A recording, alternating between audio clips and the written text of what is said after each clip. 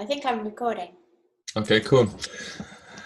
Hey, welcome everyone. I'm Steve Roger Phillips, and today we got the amazing Kate Magic with us, and we've tried on a couple of different platforms. Finally, we've got a platform so we can speak to Kate, and Kate hasn't been with us in Wales for roughly 5 years now, and and we're really excited about this weekend because she's going to be highlighting on Saturday a raw food workshop or food prep workshop, and then on the Sunday she's going to be doing like an introduction to a full empowered woman workshop.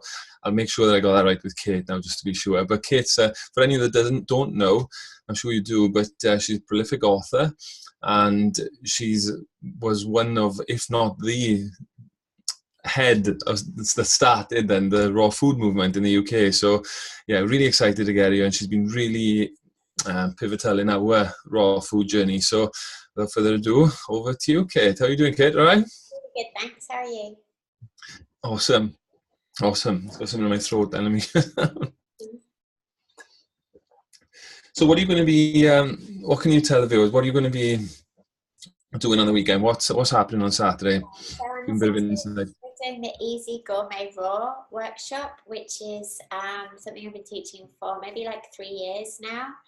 And I always had this idea actually doing a game show where you had like different teams and they got like the same like half a dozen ingredients or a dozen ingredients, and like if they're making a savoury dish it would just be like carrots, onions, tomatoes, flaxseed, sunflower seeds, like really basic things, and then be like, what are you going to make out of this? Because that's the thing, I think raw foods is so creative and so inventive, is that you give people the same half a dozen ingredients and they come out with really different things. So I like talked about this a lot and had this idea a lot. So it's kind of almost based on that, and the idea is that we have really, really simple ingredients and really simple recipes, but it's to show you how many variable things you can make. Like you can make curries, you can make Indian curries, Thai curries, you can make lasagna, you can make pizza, you can make Chinese dishes, Japanese dishes, like all these different things out of really stuff that you can just pick up in any supermarket. It's not any of the expensive fancy ingredients, it's just really simple things,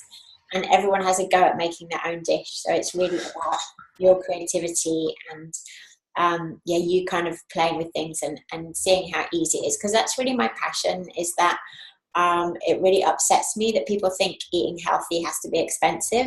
That's like one of the things that upsets me the most, when people say, oh, I would like to eat healthier but I can't afford it. Like that's so wrong, that we should have that idea that eating healthy is something. And I think, all the kind of delicious Liellas and Helmsies of the world, they kind of perpetuate that idea that to be healthy you have to be middle class and you have to have access to certain foods. And when you're doing things like sprouting and fermenting, that's really so economical and so accessible to everyone. So we're going to get into all that, just making lots of interesting dishes.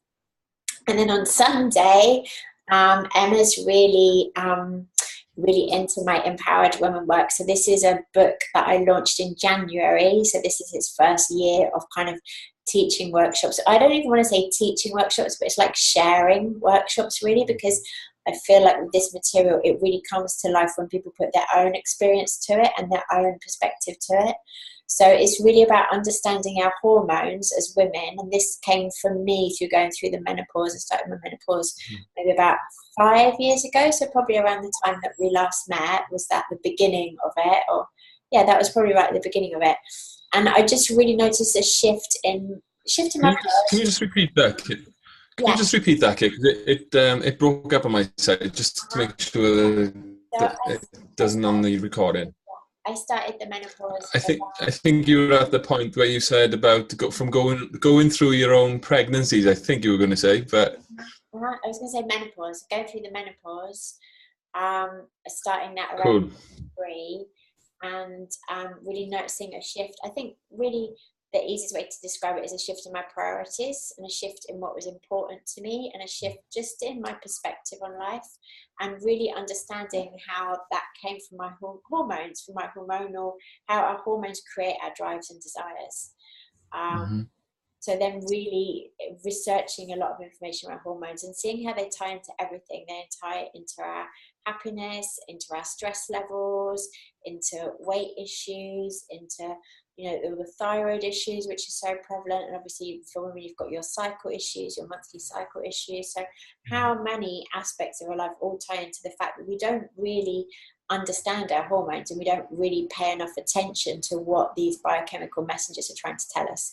So the workshops is about identifying which are the key hormones for women, and understanding how they affect our drives and desires, and then how we can really, a lot of the time it's just micro adjustments in our lives. It's not like earth-shattering stuff, but it's just how we shift our priorities to know how we can get our needs met, our biological, biochemical needs, in order to be happy, rather than trying to chase after things which aren't really making us happy because that's what society deems as important.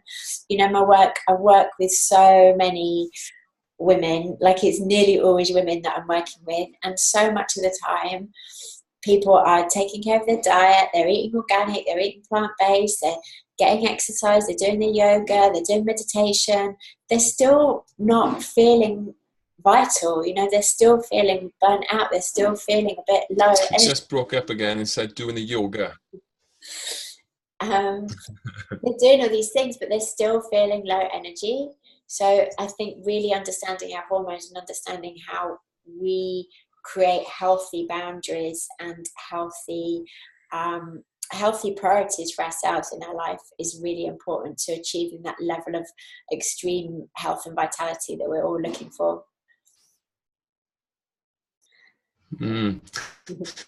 I love that. And the way you say extreme health and vitality, but then also how simple that you make it. And I can vouch for that as well, because having been in some of your workshops, and first of all, how delicious the food is after only having a few ingredients. And luckily, because Emma's worked with you, she also does send you wives as well, because it's the way forward. It's amazing. It's really simple. When I tell people in the courses and stuff that Emma goes in the kitchen, she takes like 10-15 minutes and she comes out with this delicious meal, nutritious but also healthy as well.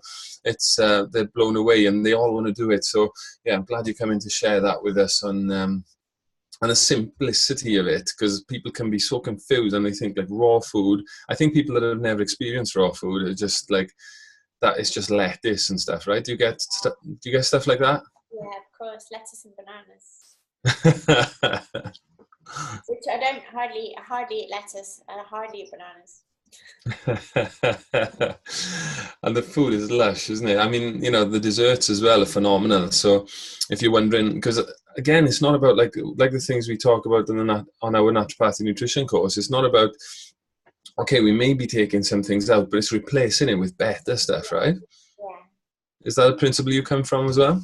Yeah, well, emotional and mental health is just as key as physical health. So you have to really love what you do. That's so key. You have to be really excited about what you're doing, and you have to feel really happy about it for it to work. So it's got to taste amazing, and you've got to be enthusiastic about it, or it's not healthy.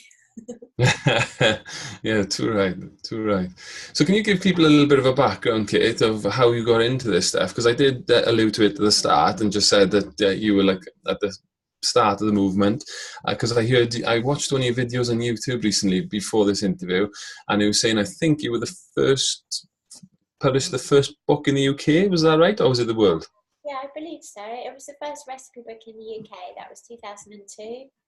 Wow. Leslie Kenton had books out in the 80s, but they weren't really recipe books, but she had that raw energy thing in the 80s.